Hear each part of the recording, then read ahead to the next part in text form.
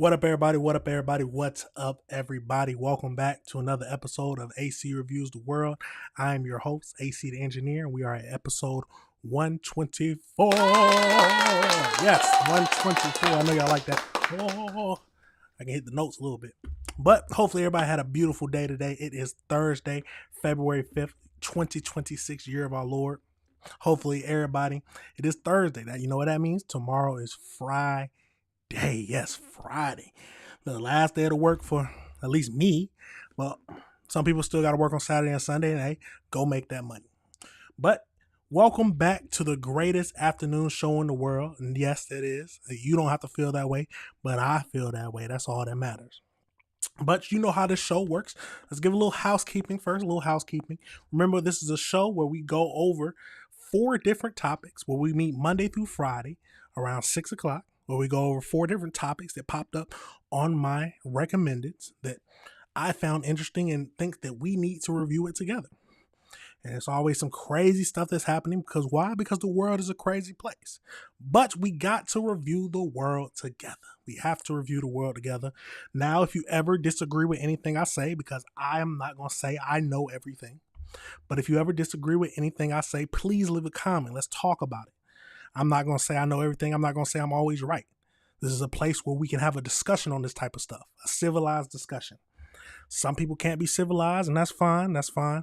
But the majority of the people who want to have this conversation are civilized people who have their own opinions, which is always right. But always go do your own research. Don't just look at one person. Don't just look at one news outlet. Don't just listen to one group of people. Listen to everybody and then form your own opinions. That is the whole point. Form your own opinions. That's the problem with a lot of people today. They just stick with one group and then don't even listen to the other group's side. Some sides are crazy though. Some sides are crazy, but you still need to listen to them and hear what they have to say. But you know how I like to do it. Let's jump right in to it. How Future say, let's have a sensational show today. The first topic we're going to be discussing today, one of 4, is something. It's a crazy situation to me because as a black man, as just any man, we know we got a special relationship with our barbers, but we got a teen who has been convicted of killing his barber. Or not convicted, he's charged with killing his barber. And he is also charged with killing someone else at the same time. What? Killing his own barber, not somebody else's barber, his barber, the barber that takes his head. See, don't look at my hair, but takes their head in their life, in the hands. At least that's how some people feel. I cut my hair for a long time. But let's get over into it and see what this is. We got a couple of videos to look at, and then we'll go into the AI breakdown. But let's jump over into it and see what we can make of this whole situation. We're going to look at the first when he was accused of killing his barber, and then just a couple other videos where he's in trial, he's in court, and then his new allegations. But let's get over into it.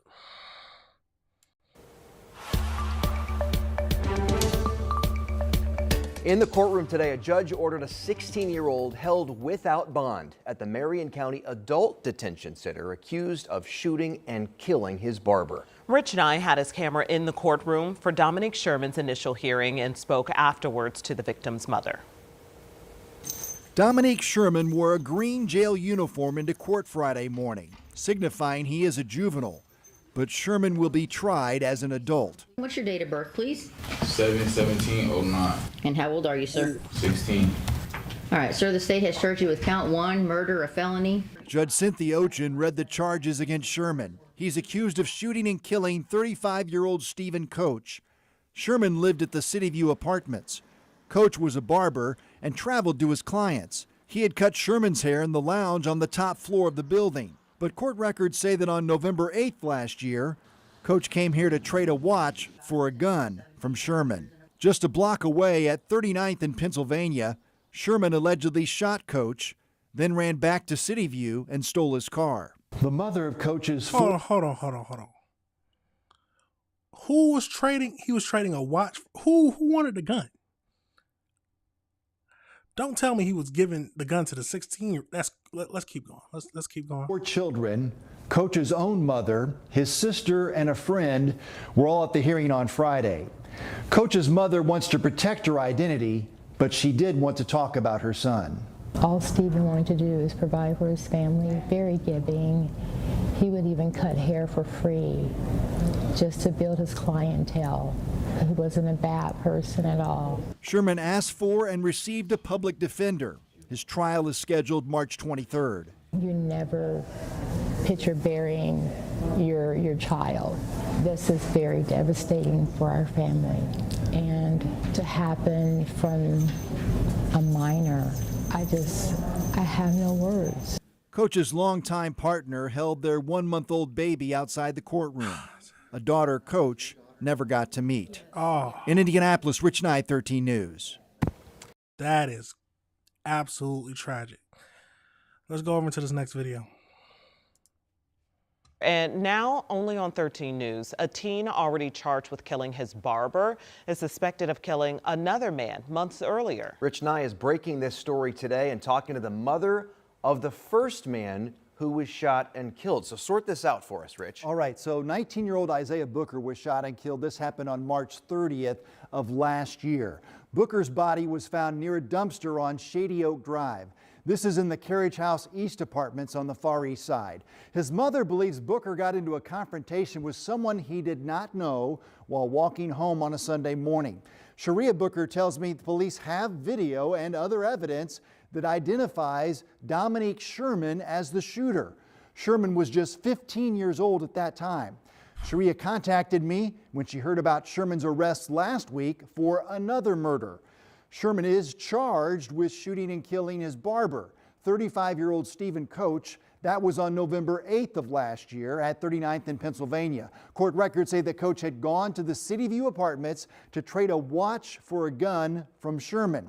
In November, that happened back in November, and back then he was 16 years old. So this murder case was automatically waived to adult court.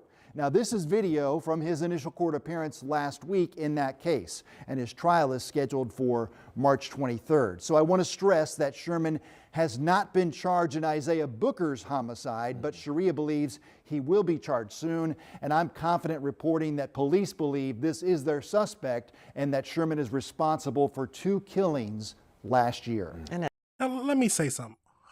I still have a lot of questions, especially why would because it sounds like the barber was going to him to trade a watch for a gun. So he was coming to the 16-year-old, trading him the watch and getting the gun from the 16-year-old. What grown man does that? But he still lost his life. But I do have a question about it. Let's keep going. At such a young age. So what's the official police response? So police say that they are still investigating. This is an open investigation. They're asking anyone with information to come forward. But I asked directly, do you have your suspect in custody? And they did not directly answer that question. And again, Absolutely crazy situation, y'all. Let's go over into the AI breakdown just so we can get a little bit more information or find out a little bit more understanding of this whole crazy situation. So as they said, 16-year-old from Indianapolis is facing adult charges for a November 8th, 2025 murder of his barber, 35-year-old Stephen Coach Jr. So according to court records, the shooting occurred near 38th Street and 38th Street. Coach had reportedly traveled to City View Apartments to trade a watch and cash between $200 and $500 for a handgun from Sherman.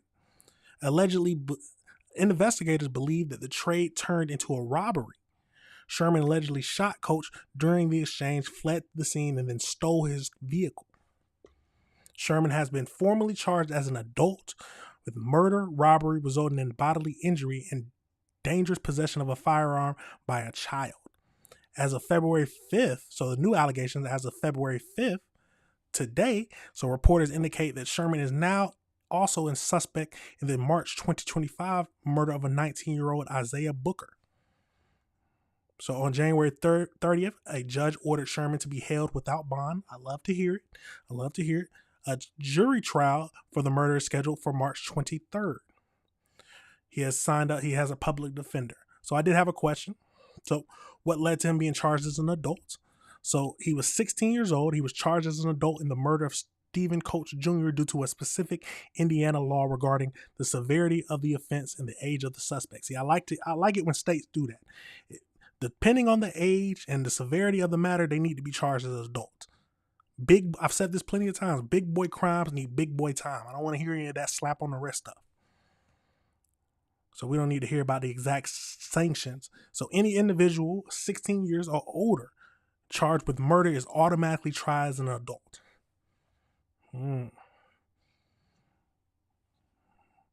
So the charges stem from the November 8th, 2025 murder of Sherman, where Sherman allegedly shot Coach. It's a crazy situation, but he's also guilty of shooting a 19-year-old when he was 15.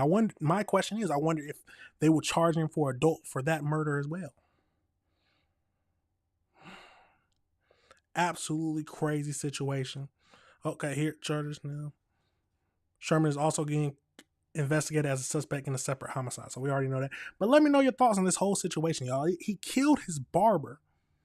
But then the barber was going there to exchange watch and money for a handgun from this 16-year-old. How old was he at the time? I think he was 16. Yeah, 16. It's a crazy world. It's a crazy world. But let me know your thoughts and let me know if you disagree with anything I said. Who is to blame? Is it the school system? Is it the environment? Is it the parents? The world is crazy, y'all. The world is crazy. But we got to pivot over into the next topic we're going to be discussing today. And it's more young people. More young people. We got a 19-year-old. A 19-year-old gets life without parole. Life without parole at 19 years old. Never to see the outside world again. Well, he'd see the outside world. Never be able to walk in the outside world again. But let's get over into these videos. We got a few videos to look at. 2 videos to look at. But this is a crazy situation. But let's get over into it. See if we can make or see if we can understand any of this. But let's jump into it. And we'd like to wish you a good afternoon and welcome to 11 Alive News at 4. I'm Jonathan Martin. And I'm Faith Jesse. We are starting our news. So this video is from 3 years ago or 2 years ago when it first broke and he was first arrested. An hour earlier now to catch you up on what's going on in your neighborhood, offer you some ways to save money and help you and your family stay safe. So we begin tonight with breaking news. The Spalding County Sheriff's Office says a 17-year-old now in jail charged with murdering a 14-year-old outside of a recent high school football game. 11 Alive's Brittany Kleinpeter live from Griffin with the very latest. Brittany, what do we know about this arrest? Good afternoon, guys. Authorities tell me 17-year-old Kamarian Kendrick is being held here at the Spalding County Jail, accused of murdering 14-year-old Emmanuel Dorsey. Now, I called Dorsey's mother. I spoke with her just a few hours ago. She said she was at the funeral home working on his obituary. She was relieved to hear that there's an arrest in the case, but she still can't fathom why someone would do this to her child. We are learning that the Spalding County Sheriff's Office says the suspect, Kendrick, was tracked down on Saturday to a home in Henry County, spotted sitting in his car. Y'all see him smiling, right? Authorities say he was armed with a gun but taken into custody without incident. Kendrick is accused of killing Dorsey on September 30th down the road from the Griffin Spalding High School football game. Both Kendrick and Dorsey attended Griffin High, and the district said they aren't considering this a random attack. So far, police have not released a motive in this case. We do know that Kendrick, again, is being held here without bond. Guys. Now, let's go back and look at real quickly at that gun that they had. Hold on. They were showing. If you don't know what that is, right there at the bottom, attached to the back of the gun, that, my friends, is a switch. What the young kids call it, a switch that basically turns that into an automatic. It's an automatic 10 years. But let's go over into this next video where he actually sentenced to life without parole. Let's get out to Doug Evans with this conviction, Doug, and what is next for this community and that family? Hey, Tom, good afternoon, everybody. Listen, talk about a baby-faced gangster. Take a look at Kamarian Kendrick from his mugshot from a couple of years ago when Fox 5 originally covered this case back in 2023. Prosecutors would depict him in court as a stone-cold killer, unremorseful, even at trial, they told me today, and he will spend the rest of his life in prison for murder without the possibility of parole, and also 85 years tacked on to that. He's accused of killing Emmanuel Dorsey, a 14-year-old freshman at Spalding High back in 2023 after a rival football game there at the stadium in Griffin between Griffin High and Spalding High. Kendrick accused of opening fire on a group of people there and then going on the run for 8 days. The prosecutor told me today that he ditched the murder weapon during that time, but when they found him in Clayton County 8 days later, he had another weapon, this one capable of automatic fire, they said, had been modified, a semi-automatic handgun that had been modified to operate, they said, much like a machine gun. So this kid, he's now 19, will spend the rest of his life in prison. I talked to the prosecutor as well as the chief deputy prosecutor here, Kate Linhart, about the case just a few minutes ago. I think the nature of the crime was key. I mean, it was a very, very violent crime.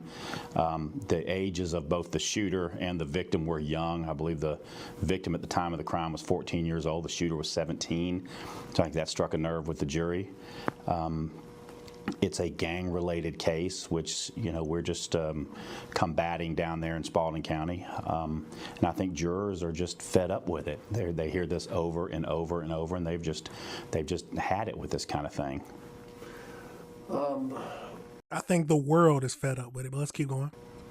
What played for the jury in terms of the victim, 14 years old? And it seems to me that maybe his family had moved him down there to get him away from gang violence. That's correct. He had only been in Griffin about 3 weeks, had been moved from Clayton County to live with family in Spalding County just because of the violence in their neighborhood.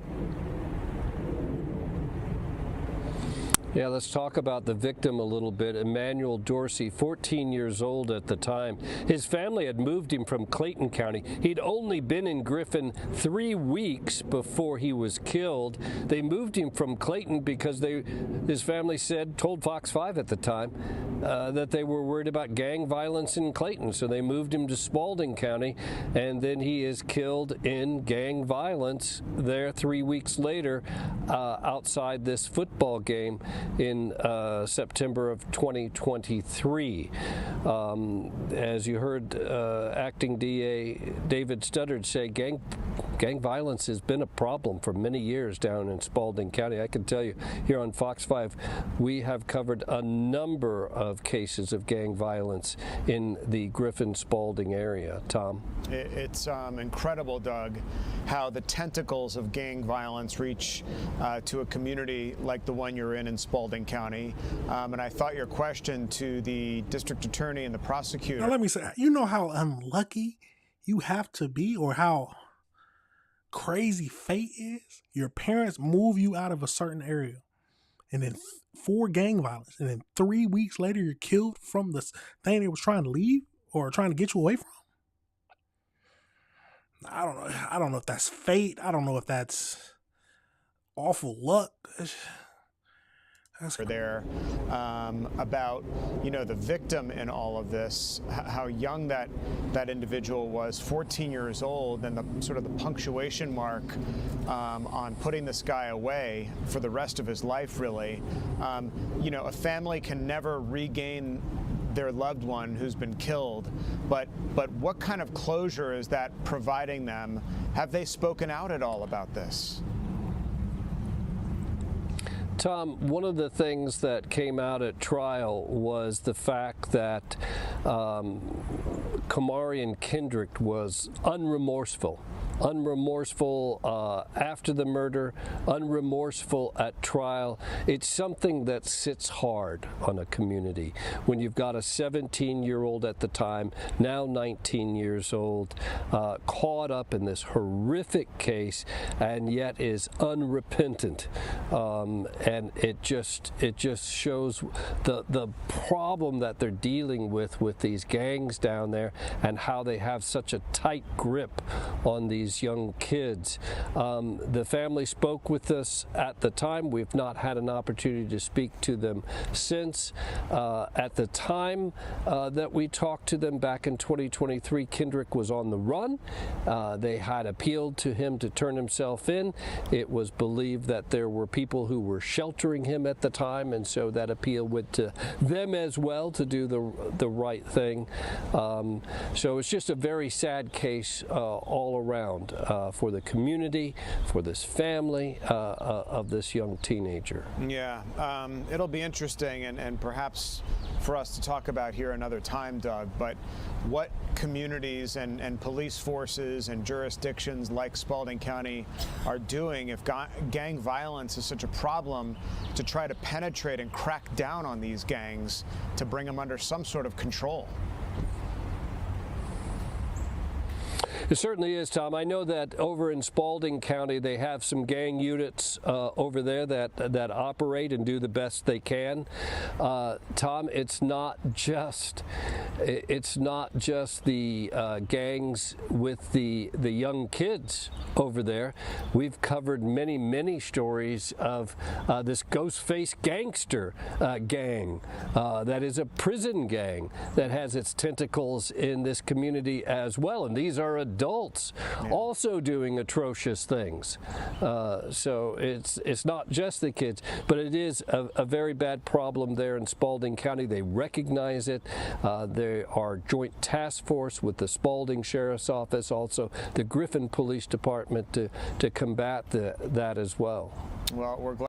Gang violence and youth, especially youth violence, is a problem everywhere. Or should be a problem everywhere. Everyone needs to consider that a problem. Something needs to be done. Either kids need to be locked up, either the parents need to be locked up who are raising these children. Something needs to be done. But let's get over into the AI breakdown, just because let's find out more information and see if we missed anything, because that's what we like to do. So let's get over into it. So as we know, in January 2026, Kendrick was sentenced to life in prison without the possibility of parole, plus an additional 85 years for the 2023 murder of 14-year-old Emmanuel. So the incident happened on September 30th, 2023, following a rival football game between Griffin and Spalding High School. A brawl broke out outside of Griffin Memorial, where Kendrick, who was 17 at the time, opened fire, striking the victim in the face and the neck, and as he tried to run for safety. Kendrick fled and was captured 8 days later in Henry County. He gained notoriety for a widely circulating arrest photo in which he was seen smirking while being led away in handcuffs. Yeah, you saw, we stopped on that image. So he was convicted, found him guilty on January 30th of multiple charges, including felony murder, aggravated assault 2 counts, violation of Street Gang Terrorism and Prevention Act 3 counts, possession of a firearm during the commission of a felony, and possession of a handgun by a person under 18. According to the Spalding County District Attorney, Kendrick used a Glock modified with a fully auto switch, effectively turning it into a rapid fire weapon. That itself gets you a minimum of like 10 years. But why did the brawl break out? So the brawl erupted between 2 rival cliques or gangs following a highly anticipated football game. So it's crazy. Griffin and Spalding High School. While the exact verbal or physical spark for the fight was not explicitly detailed, several factors contributed to the violence.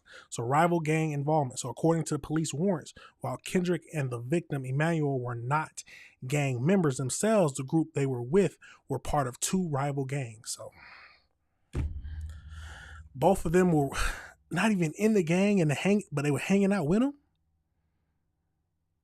So I guess he wanted to be a gang member bad because he's the one who pulled the trigger, Kendrick. But he wasn't even in the gang. The tension of the big rivalry game acted as a catalyst, as the streets surrounding the stadium were packed with fans and members of opposing groups. Investigators stating that the shooting was not random. The suspect and the victim were schoolmates and acquaintances who knew each other. The mother described her son as an innocent bystander who was simply in the line of fire when the altercation escalated. I mean, do I think he was...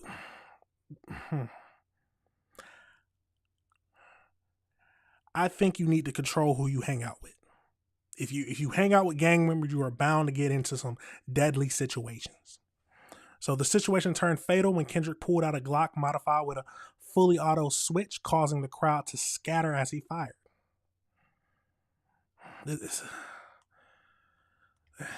Choose who you hang out with very carefully. Choose who you hang out with very carefully.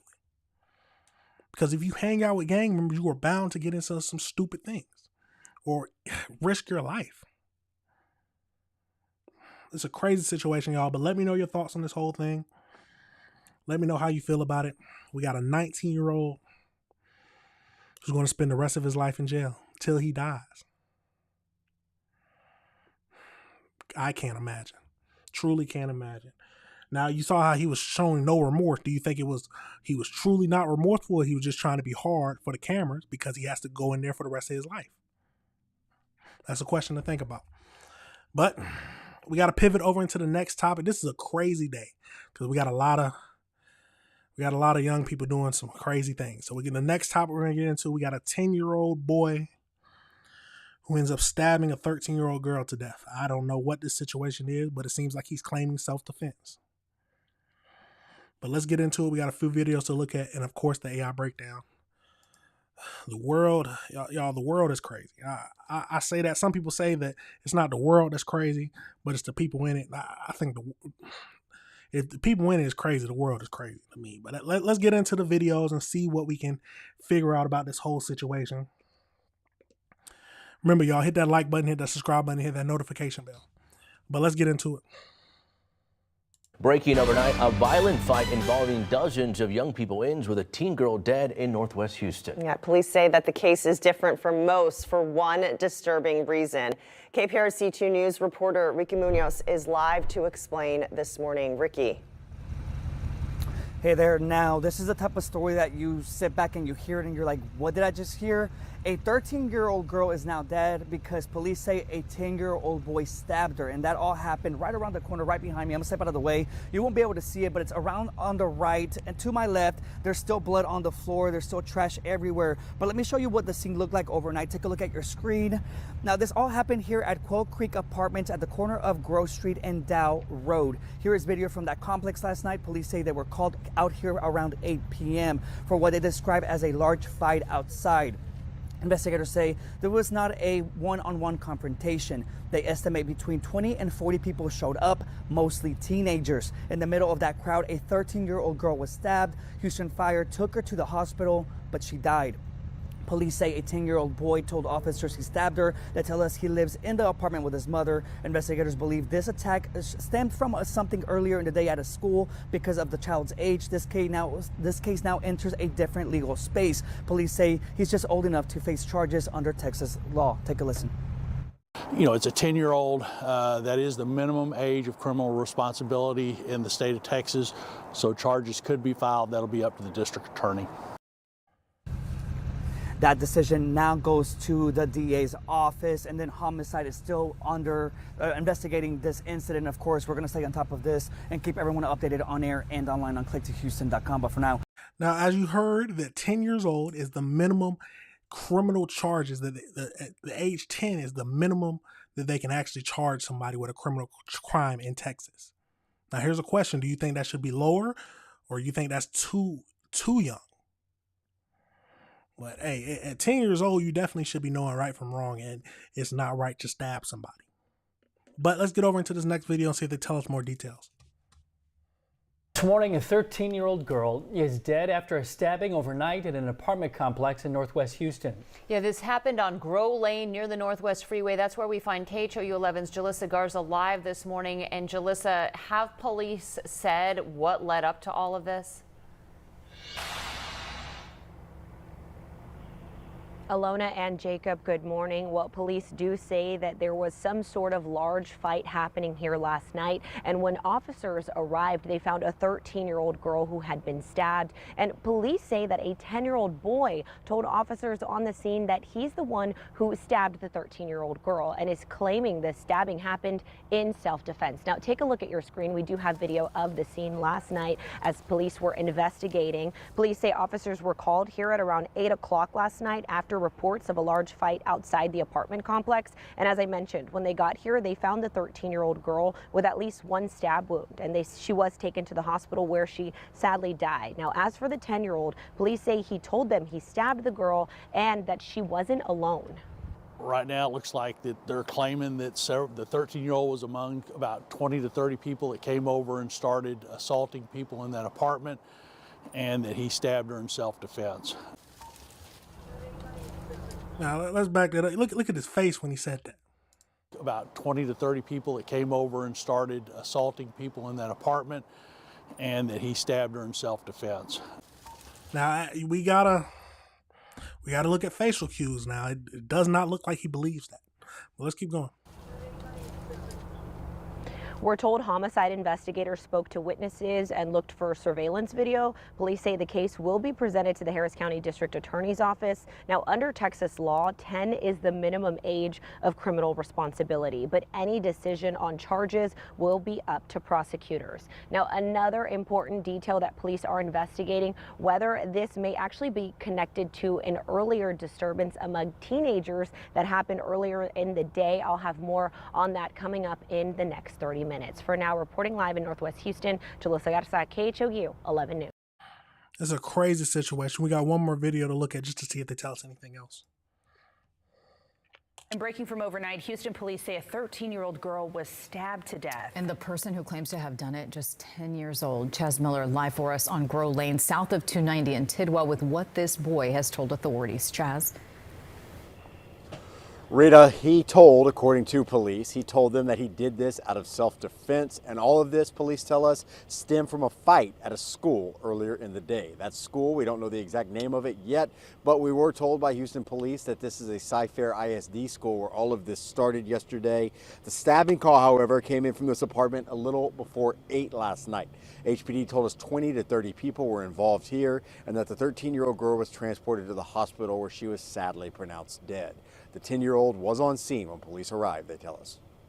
You got a 10-year-old male that stabbed a 13-year-old. Of course, the minimum age of criminal responsibility in Texas is 10 years old. So the officers will be, or the detectives will be contacting the district attorney once they complete the investigation. We've spoken to a few people out here this morning. They said they didn't see anything, but certainly heard a commotion. There is no more police scene here, but we do know that HPD's Homicide Division is investigating this. That's what that lieutenant told us, and that they are looking for people to talk to, as well as surveillance from this complex. Reporting live in North.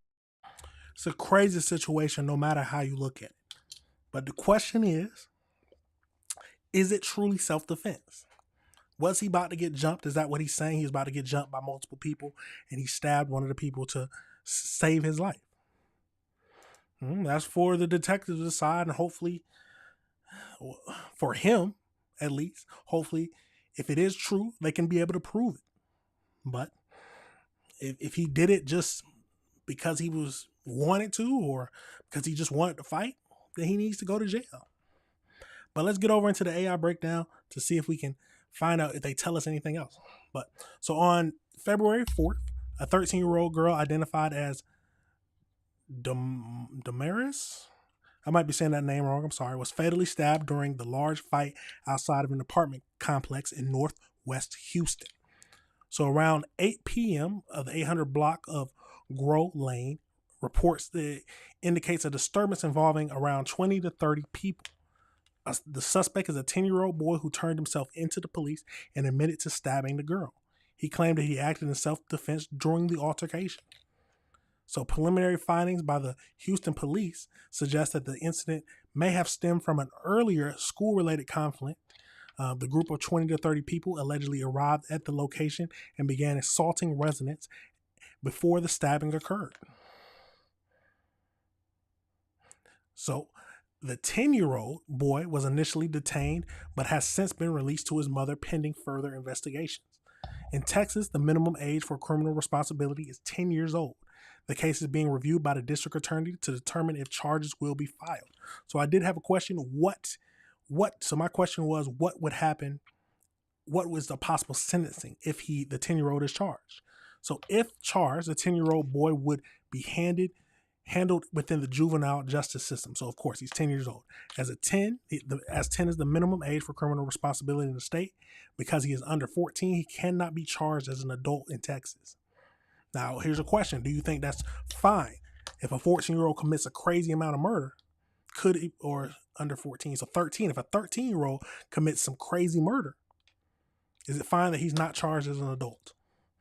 So his possible sentence will depend on whether the prosecution seeks a determinate or an indeterminate sentence. So what is that exactly? So a determinate sentence for serious crimes like murder or manslaughter, prosecutors can seek a determinate sentence which a grand jury must approve. So the maximum term is up to 40 years for a first-degree felony like murder. He would start his sentence in juvenile department facility before his 19th birthday. A judge would hold a hearing to decide if he should be released on parole, placed on adult probation, or transferred to adult prison to serve the remainder of his sentence. So the maximum would be 40 years, and then on his 19th birthday, the judge would decide on if he needs to be parole, probation, or if he needs to be transferred to another prison for an adult. So indeterminate sentence. If the case is handled without a determinate petition, the focus is on rehabilitation. So the maximum term, he could be held in a juvenile facility only until his 19th birthday. He must be discharged or released by the age of 19 and cannot be transferred to adult prison. A judge could also choose to place him on juvenile probation, which typically involves a strict conditions such as counseling, curfew, regular check-ins. Juvenile probation must end by the time he turns 18. So the boy claims self-defense, which will be a critical factor. If proven, he may not face any conviction, which is understandable. Under Texas Penal Code, what is that? I never understand what that symbol is. 8.07, children aged 10 to 14 are presumed incapable of committing an offense. Hold on. Children ages 10 to 14 are presumed incapable of committing an offense. Prosecutors must prove by preponderance of evidence that he had a mutual understanding that his conduct was wrong.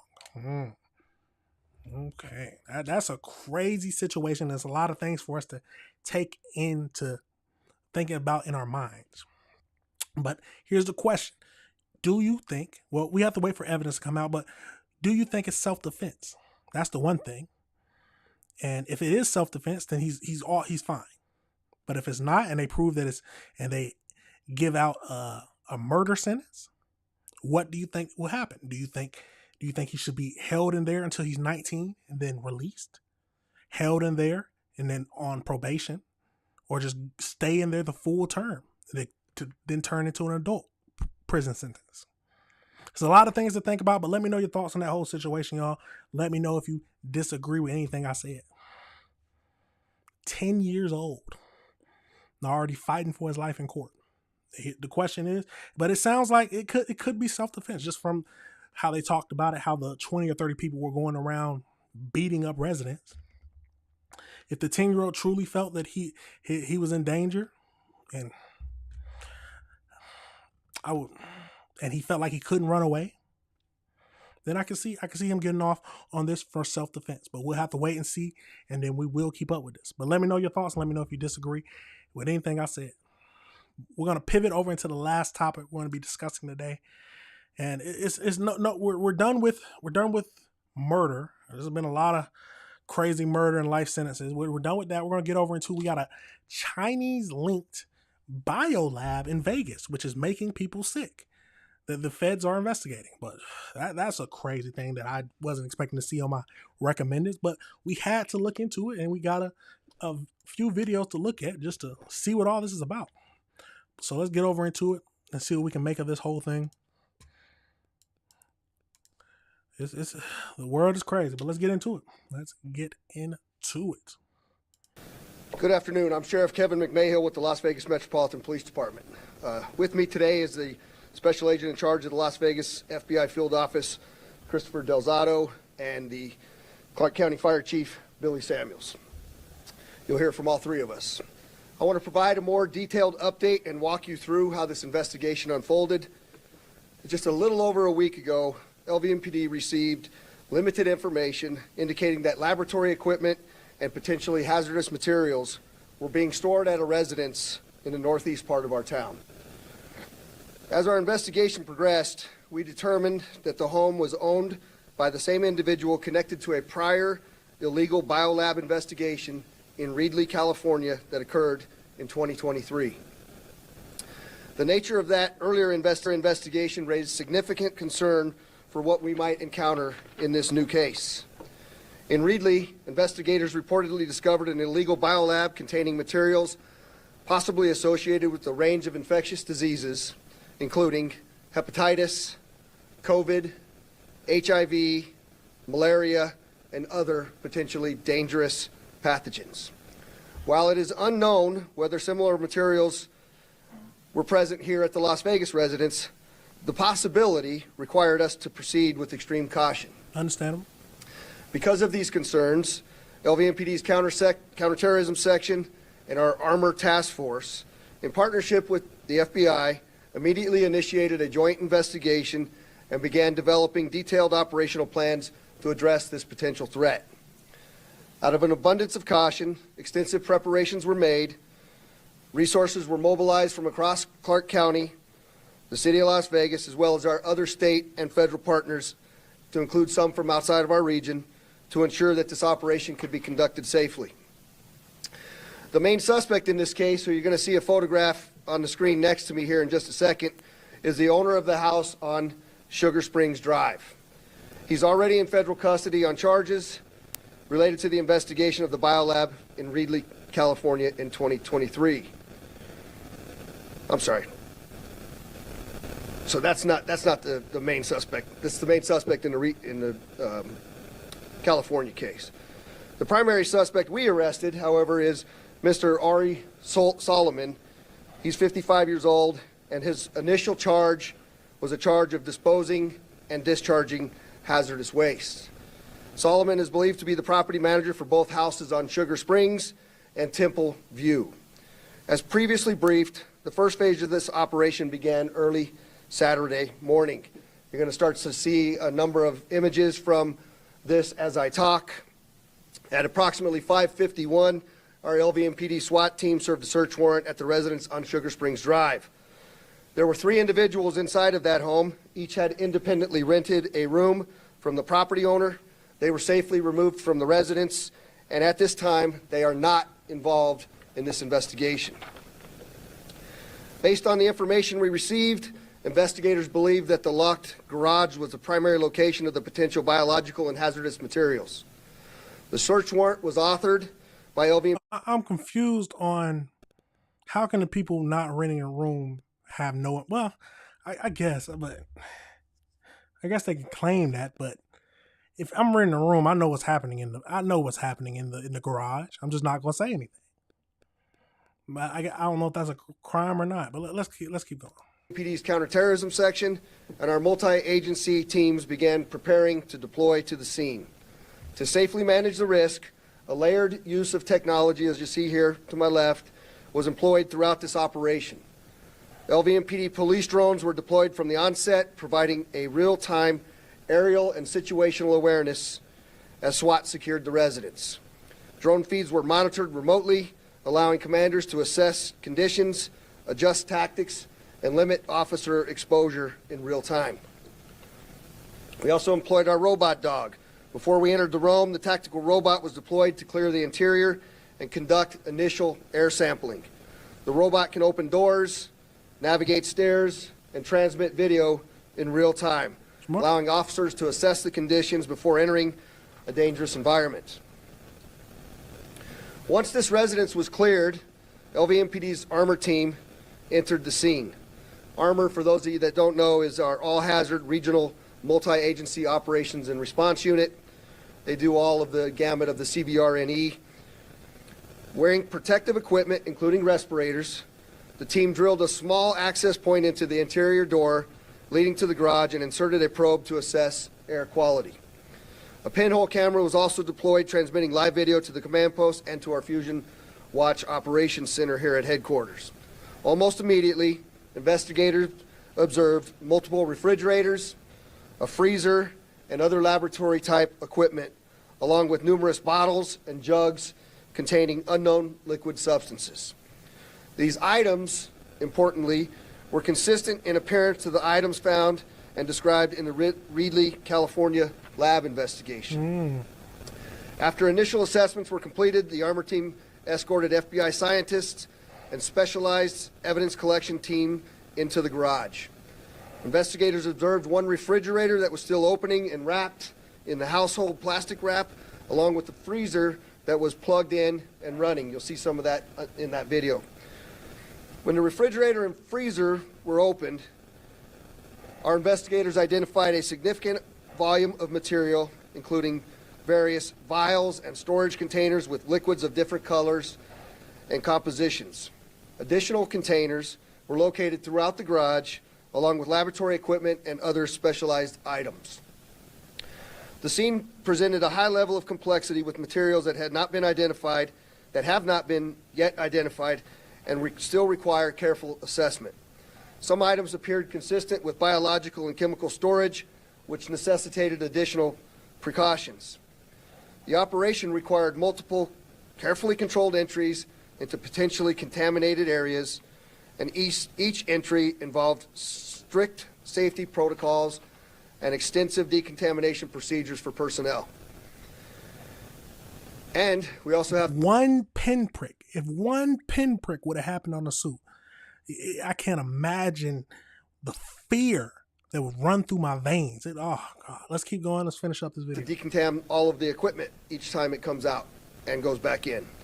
As a result, the operation was conducted in a slow, methodical manner. To maximize safety and visibility, large-scale evidence collection was prioritized during daylight hours on Sunday, while additional investigative work and coordination continued overnight. Evidence collection was completed at approximately 6:30 p.m. on Sunday. At the same time, the collected items were transported to a Southern Nevada Health District facility for temporary temperature-controlled storage.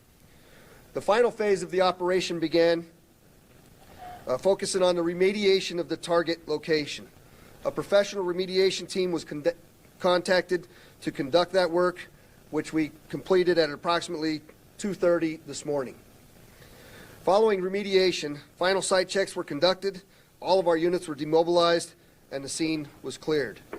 This morning, the evidence was transported to an FBI lab for testing.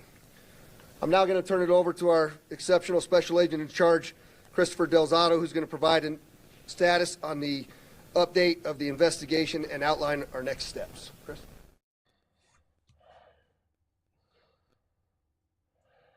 Crazy situation. I'll leave the next parts of this, just other videos. But let's go over to this next video, the last video we're going to look at until we go to the AI breakdown about people getting sick. So let's get in.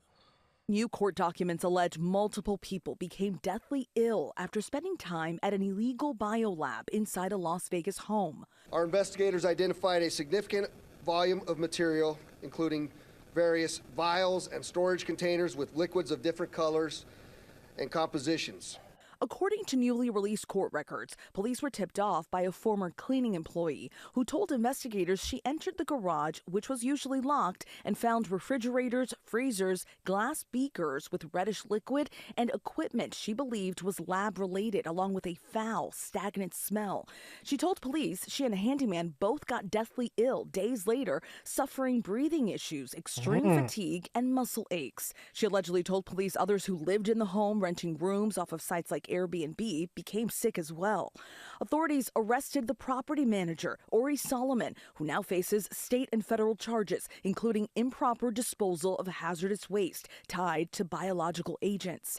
Investigators say the case may be linked to another illegal biolab discovered in California, allegedly run by a Chinese national arrested in 2023.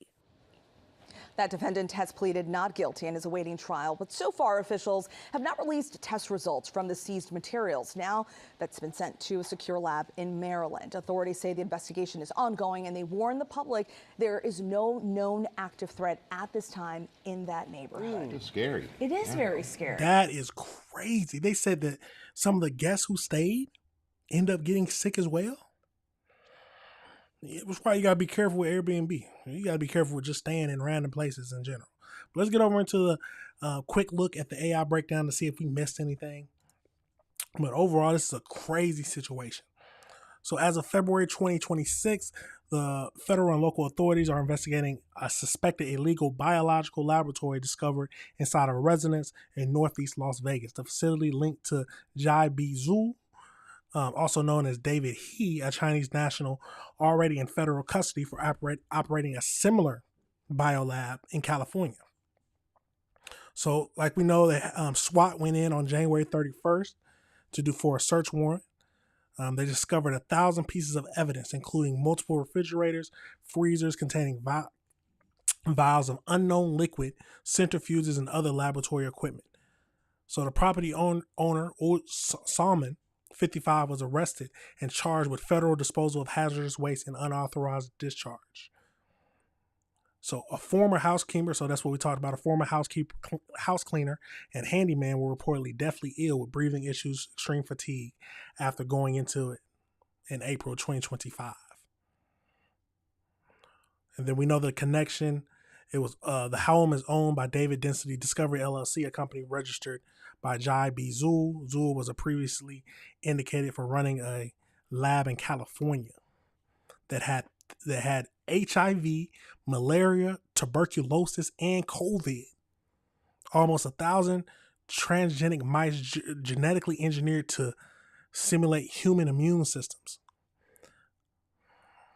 Unexplained payments totaling millions of dollars from Chinese banks. Oh, that's crazy. I don't know. This could have been like a terrorist plot. This could be like something from, they could have been like some bioterrorism. So legislative Republican representative and other are urging the passage of bipartisan legislation to close loopholes that allow unrelated labs to operate in residential areas. That sounds crazy. A report from the House Select Committee of the Chinese Communist Party alleged Zhu was a former official at the PRC state-controlled company with ties to military civil fusion entities. The materials were seized by Las Vegas and have been sent to FBI for extensive testing. This is a crazy situation, y'all. Let me know your thoughts on this. Do you think that it's some kind of like bioterrorism type of thing? Or is it just for like research? I don't know why he would do research in America instead of Chinese if he was being funded by the Chinese. That's the only connection is some kind of bioterrorism. Or why would someone who's working for the Chinese or sponsored by the Chinese be in America handling some of these dangerous diseases or viruses or bacteria? I don't know, how do you consider them? Absolutely crazy situation, y'all. Let me know your thoughts and let me know if you disagree with anything I said. But that is it for the show today, y'all. Talked about a lot of crazy things. Why? Because the world is a crazy place and there's always things that we need to discuss and review together. Now, like on any of the stories, like I always say, if you disagree with anything I said, please leave a comment. Let's talk about it. I'm not going to say I know everything, so if I misunderstood something in the video, please tell me. But remember, y'all, thank y'all for watching. If you watch now, if you watch later, that show your support by all you got to do is hit that like button, hit that subscribe button, hit that notification bell. Now, these videos will be broken down so you can see all the ones you want. But you already know I got to play that outro. That's it for now, y'all. Peace.